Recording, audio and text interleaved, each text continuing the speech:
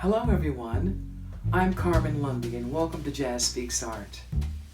In this episode, we visit Helsinki, Finland for the first International Jazz Vocal Conference where I was invited to be a keynote speaker as well as spend a week working with some of their finest vocalists. We hope you'll enjoy this. Thank you. And now we have a special presentation from our guest speaker. And we have a great band here also, musicians joining Carmen Lundy. So I will introduce you to them. We have Jamison on drums.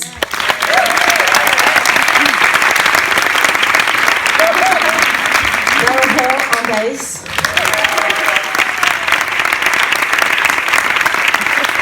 And Victor Gould on piano.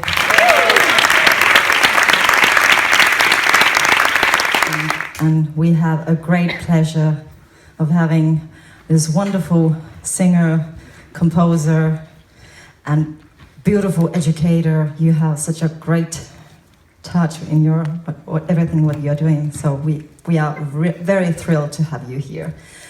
Carmen Lundy, welcome.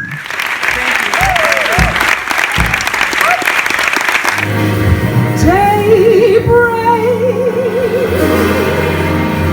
it never lasts for long. Before I begin, I would like to acknowledge and celebrate Jimmy Robson.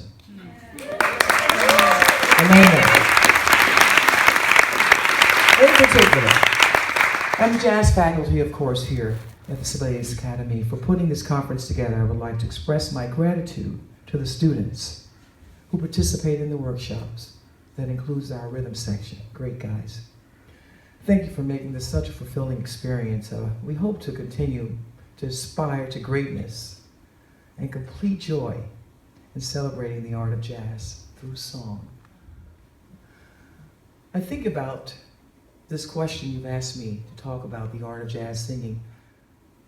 I attribute the origins of jazz to greats such as Louis Armstrong, Bessie Smith, Billie Holiday, and Charlie Parker. These artists and others will always be recognized and celebrated for their unquestionable originality. They all personify the American experience and the sound of America. And they pioneered the road to freedom and individual expression that we all aspire to even today. Further, when I reflect on the origins of jazz, I ask myself if jazz could exist as an art form without the contribution of the vocalist. The vocalist is uniquely distinguished in the art form by virtue of the fact that they render the lyric. The lyric gives meaning to the expression and emotion of a song, thereby allowing the singer to take ownership of the song, ownership of their personal experience through the use of the verbal written language. What distinguishes Billie Holiday from Sarah Vaughan, from Betty Carter, is not only the difference in the sound of their voices, the vocal technique, diction, the way in which the instrument handles a phrase, the thoughtful approach to each musical idea. And of course, the powerful and inherent ability to swing. As we know from our great Ella Fitzgerald, who in her youth was a tap dancer, by the way, the vocalist can also articulate through improvisation alongside their instrumental counterpart by scatting or using syllables to express their rhythmic and melodic ideas. This is why I believe it's important for the singer to also know and have a common knowledge of the theoretical language of music in addition to the repertoire of the instrumentalist. Did you get that? Or shall I say it again? This is why I believe it's important for the singer to also know and have a command of the theoretical language of the music in addition to the repertoire of the instrumentalist. Conversely, I believe it is equally as important for the instrumentalist to know the lyrics of a song.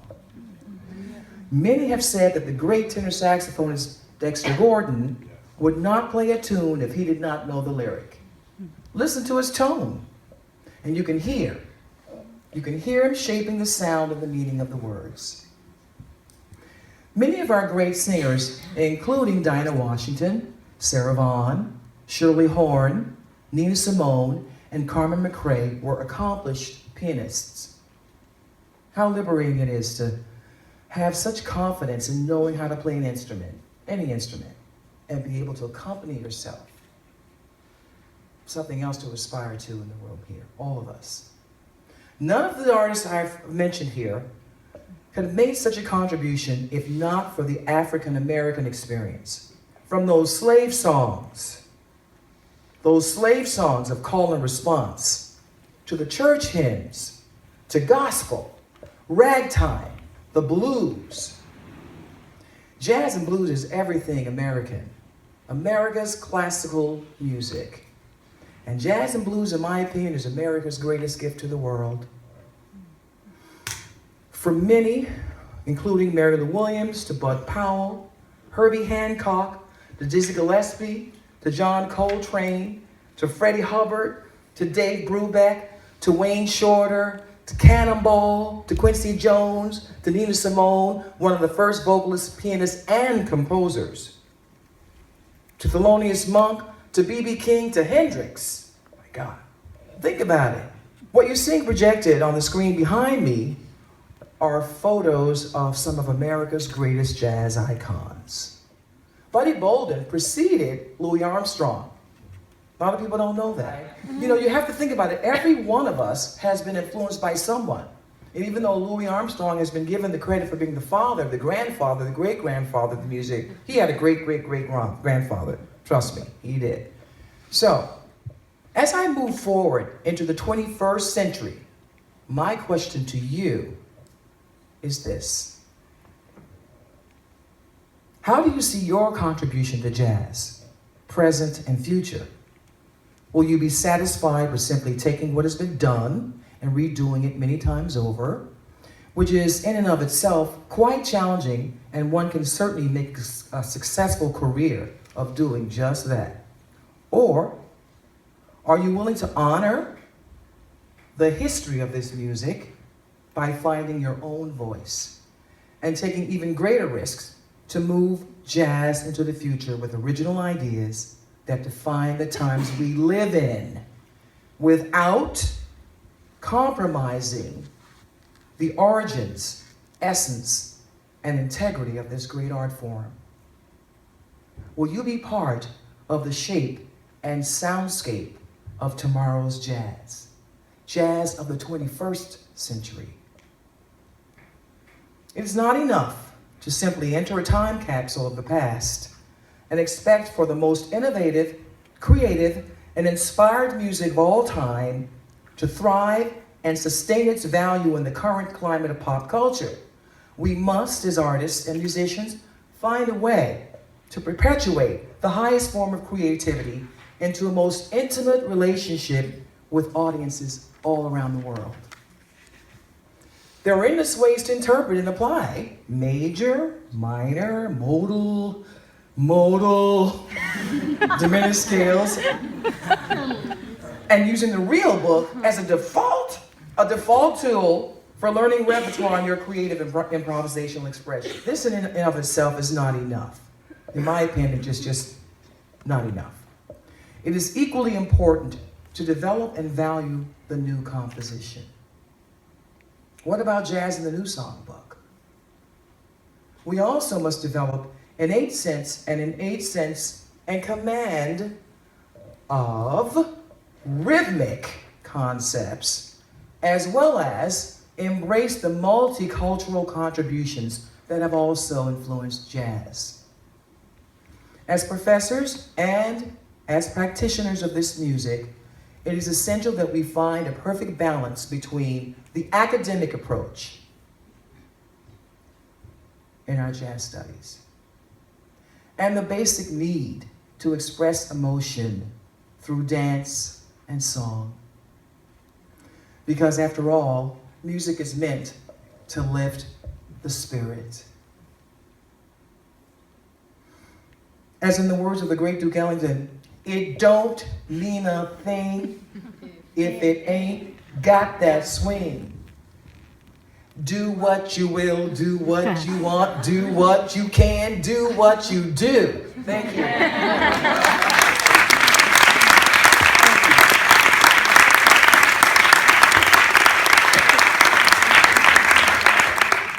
I'm going to do one more tune and I'm going to open up the floor for questions.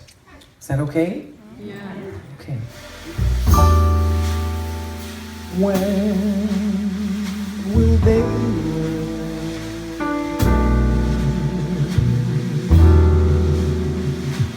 Hello, and thank you very much for your singing and your great speech.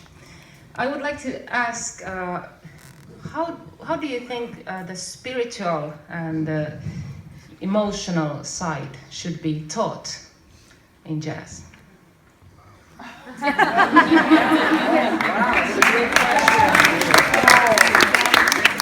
I hate to disappoint you, but it cannot be taught. It is not, I don't know if you can reach down at someone and say, hold it up and say, no, this is how that's done. I don't know if that's possible. Think about what brought you to the music in the first place. Think about that moment in your life where you said, I'm going to do this, or at least I want to do this, and I'm going to go for it. That spiritual thrust, that moment, whether it was a parent or a teacher, or something you saw on television, or your first concert, that tapped into your spirit. You see, that moment reached you. That feeling that you had, which was a connection with someone else's musical offering, that moment was the moment that you should call on and call up every time you come to the music. That very thing, that spark. Never lose that spark. That fire, I'm going to call it fire. That fire that gets you up out of bed to make one more day better than the one yesterday. That spark is in and of itself the spirit. If you can always bring that to your musical life, people will respond to you differently. So that's my answer to your question, as sincerely as I can make it. Everybody in the room knows that feeling, okay? Remember it. Everybody that's like now recalling it. I can see it in your eyes, you're recalling it. That's the feeling. Take that to the stage and watch what happens. Carmen, you expressed a lot of what I feel, and like you said, or reflecting back on when I first got into the music, like a piece of music that really inspired you. Not even to play music, but just made you move. Something that was just really exciting. That's part of the spiritual element. And I know that we travel all over the world. We visit places where people worship Christianity, or they worship Buddhism, or they worship other kinds of religions, to me, because I was brought up in a Baptist faith, in a Baptist tradition, but I've learned to embrace it all, because I think it all relates to something very similar. Even if you don't believe, there's still a spiritual element in you. My wife was, she's agnostic or atheist. Well, she's more agnostic. But I live in France, so that's where a lot of agnostic and atheist folks live. Particularly after the revolution, okay? You know that. You know it's true, okay? So there's a lot of non-believers in France, and sometimes I found that very hard to relate, to make a connection. But then I started saying, you know what? They have a spiritual element about them too. Even people who don't, read the Bible or go to church or go to a synagogue, they still have something very spiritual about them that brought them to this music, either as a listener or as a performer. So that's all I have to say. how you got into composing and who maybe some of your influences are? Because you have such a cool style, and I'm just wondering how that developed. Well, I was about 7 or 8. I was already taking piano lessons. My mother was one of 2 lead vocalists in a gospel group, and her sister, my aunt, played piano and organ. And incidentally, I just recorded my aunt. She's 74, and it's her first recording on organ. So my childhood had a lot. I mean, there was a piano in everybody's house, so music was kind of a part of life for me. There was a famous program called the N Sullivan Show, where you didn't see people of color on TV very often at that time. And I remember this lady on the Ed Sullivan Show came out, and she had a fabulous dress, her hair was all coiffed, and also, I wanted, whatever that is, that's what I want to do. That lady changed my life. I said, that's what I want to do. So I said, Mom, okay, this is what I want to do. You know, so I think she got it early on. So what I did was I entered the choral program at my middle school. And it sounded easy to be a soprano because there were a lot of songs you already knew. So if you already knew it, there was not enough challenge in that. So I liked the alto part. So I liked being, and watching my mother's group work out their parts, and you take that note, you take that note, kind of thing. I liked that middle note. So I went from there, right? So I'm being introduced to classical music through choral music. So now I move on to my senior year of high school, junior high school. I'm playing piano for myself. The guy groups, you know, it was a way to kind of hook up with the guys, right? So I would play the piano for the little guy groups. Cool, actually, when I think about it. So there was a vocalist who was the soprano. So, you know, you got the alto line, soprano line. I was the first alto, and there was a soprano next to me. So we were always blending and shaping things for, you know, the way it went out. So that soprano asked me to play piano for her for the little talent show. This is really how it happened for me. So now I'm playing the piano for a girlfriend, and she's getting all of the love. I'm over here going, what about me? So we got a little, you know, we started getting jobs. I mean, my very first professional gig, I was 16 years old, and we were singing all the high school proms. You know, at the end of the year, you dress up. Right. So instead of having the date, I was on the bandstand, but that kind of date, you know? It was cool. So now I'm in college. I entered my first year as an opera major. There was a jazz department at that school, but I entered as an opera major because there were 2 choices if you were a vocalist. You could choose education or applied voice, which means you were going to do the classical performance literature. So I entered as an opera major and studied with really great, you know, private voice came as a complete blind side for me. I was not interested in going in a room for an hour and singing scales. So I found that to be the most boring thing. Well, did I wake up?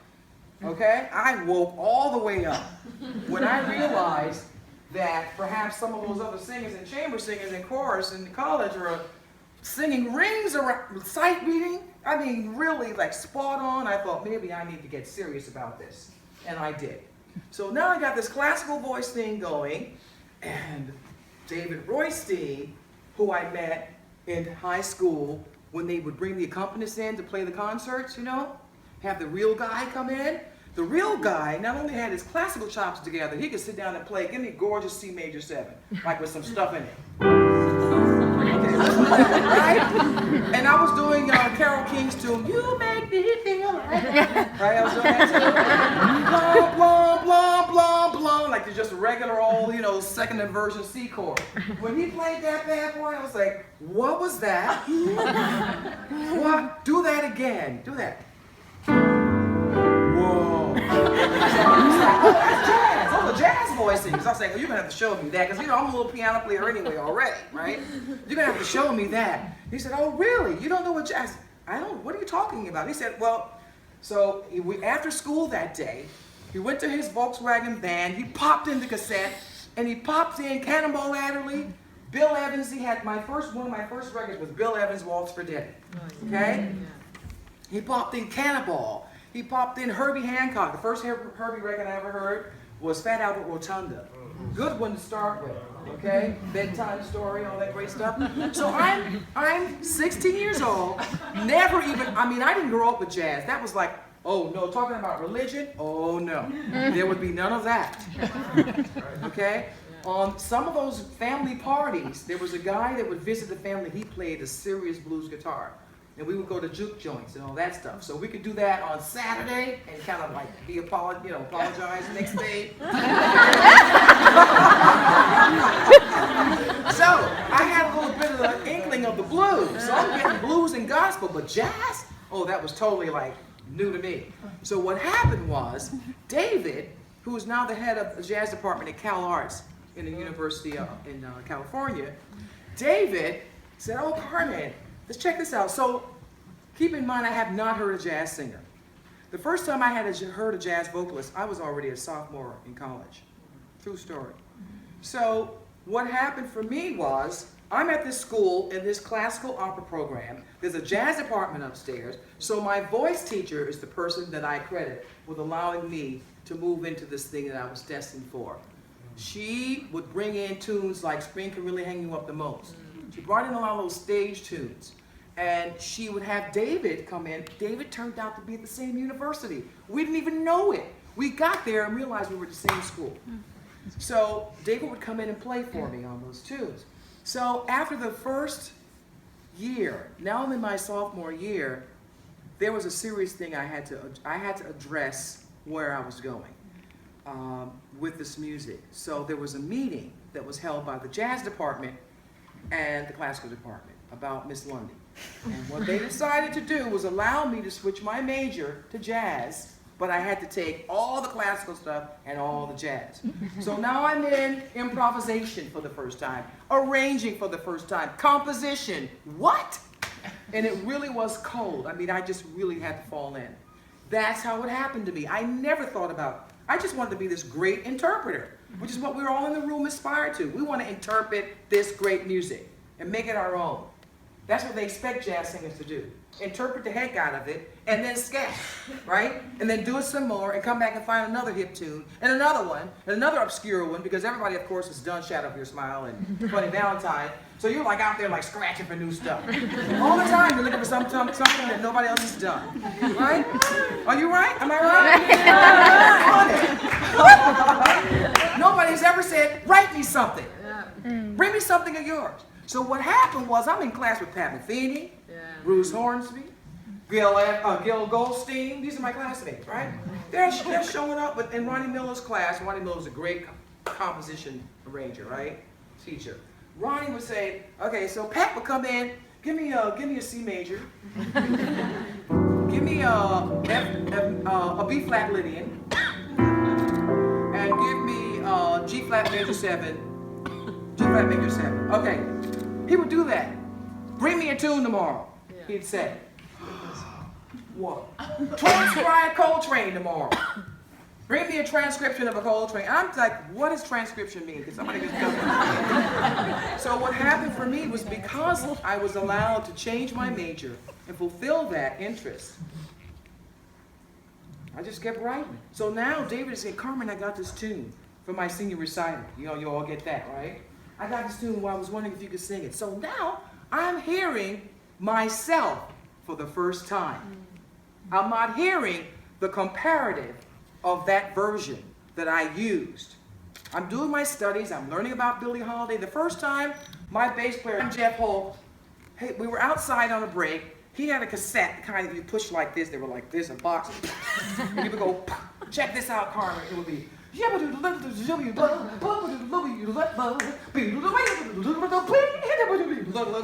oh, what is that? Ella Fitzgerald scatting? Oh, okay. So I just like cranked it up and set my sights on being the best scat soloist that scat anything. So all I wanted to do was scat my way to heaven. That was it. That was all there was to it. I still didn't know about Billie Holiday. And I did I had to play Billie Holiday many years later in a New York play. So I had to do all this research on Billie. And somebody handed me like a stack of Billie Holiday like this. I went through all of it. There was only one tune where she scat the intro on a big band chart, 8 measures. That was it. That was the only time I ever heard her scat. So I'm thinking, okay, let me rethink. There was I can remember a period where I used to have, somebody gave me a reel-to-reel tape recorder, and I would put Aretha Franklin on one track, leave the other track open, and sing with Aretha Franklin on the other track, just to see where my phrasing was, just to see. And I was always coming in early. I was always on top of the bar. Why am I always on top of the bar? Why am I anticipating her? What is this with my phrasing? Why can't I get that together? Okay, so that's the composer in me. That happened to me. That was the last thing on my mind. And it just kept going. It just kept going. And I heard myself. So when you hear yourself, that's why when I bring this young kid into the band, into the music, I hear him when he plays my stuff. You follow what I'm saying? Yeah. We're not doing, I don't know, let's say something like Round Midnight. Okay? We can do Round Midnight for you right now, and it'll be really happening. But it'll be all that, he'll throw some of this, throw some of that, and you kind of have all these versions in your head. When I give him When Will They Learn, suddenly it's all, what do I say? Completely exposed. You're completely stripped down to you. So that's what I discovered by doing original music, that it really meant that I had to come to the stage with a certain kind of a deliberate intent to connect with you without your ever having a clue as to me and what I do. And that's a huge, huge, huge risk, but I like embracing those things because after all, jazz is what distinguishes that from everything else. The umpteenth version of the same thing, the same tempo. Why are you gonna fly with the same tempo every time you do that song? It's a different night. It's a different you. You're wearing different clothes, you know. You use a different perfume or something, you know. Why are you gonna always go a one? A one. Like that's the only tempo in jazz. And why is your bossa nova always a one? Why? It's jazz. Every time you come to it, it should not have anything to do with yesterday. Yes, it's the same tune. Yeah, the same changes. Something's got to be a little bit more or less a variable. Try some of these faster tempos. Try slowing stuff down the way that Ricardo would slow stuff down. You're just like...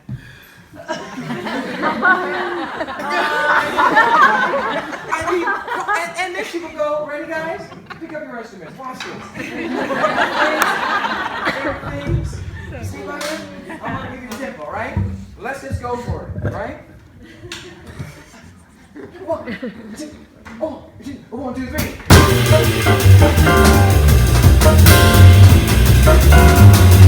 Red chaps, I'm roses and what's good on me? Break up, kettle and warm.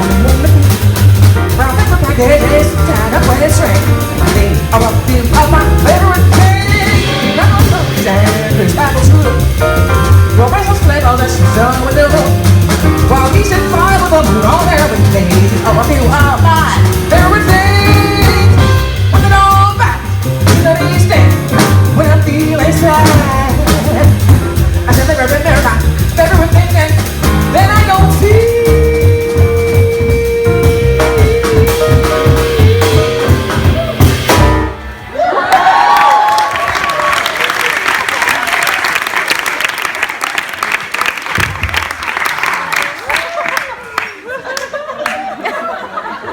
You got a rule, you're in a restaurant, a room full of noisy people.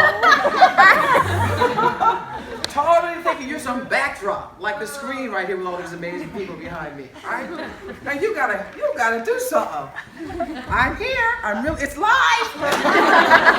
So after you've had like 4 or 5 tunes and they're still like chitty chat and won't even applaud, you throw that at them. Okay, another question.